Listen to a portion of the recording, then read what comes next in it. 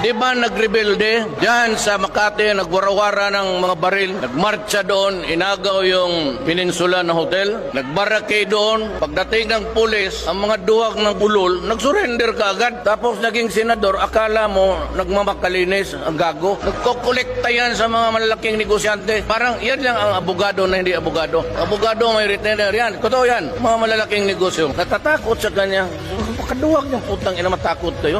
Pagdating ng pulis, surrender ka agad. Akala ko ba makipagpatayan ka? Yan ang una. Sino ang sunod? You have the evidence. Go ahead and file the case. Wala akong problema. I can rot in prison for my country. I am not a Filipino for nothing. Baski ganito lang kami kapobre, do not f*** with our dignity. Si Duterte is not a statesman. He behaves like a hoodlum. Tama ka. Ngayon mo lang nalaman. Ganon ako. Ganito, ganon, ganon. Hindi na bali. Basta ganito yan para sa lahat. And this is really for all of you Filipinos and for the entire world. Baski anong bagay magka-diferensya. Wag lang basta bayan na ang pag-usapan. Na hindi talaga tayo magkaintindihan. There's about 4 million drug addicts in my country spread around the entire Republic of the Philippines.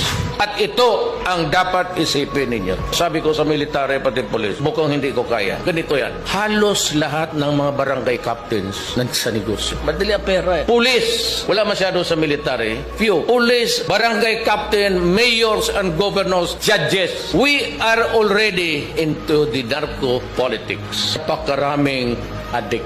Itong Amerika, itong mga EU, itong mga progressive countries, they kept on hammering the issue against me. Sabi nila marami na 3,000 na daw ang patay. Hindi na lang inisip ng mga ulol na to, ina nila.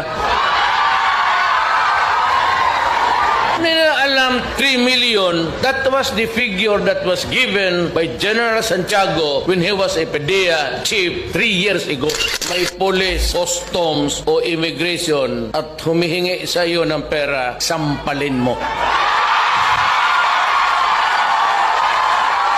Sabihin mo, sabi ni Mayor doon sa Japan pagpunta niya, inan pumunti talaga kayo.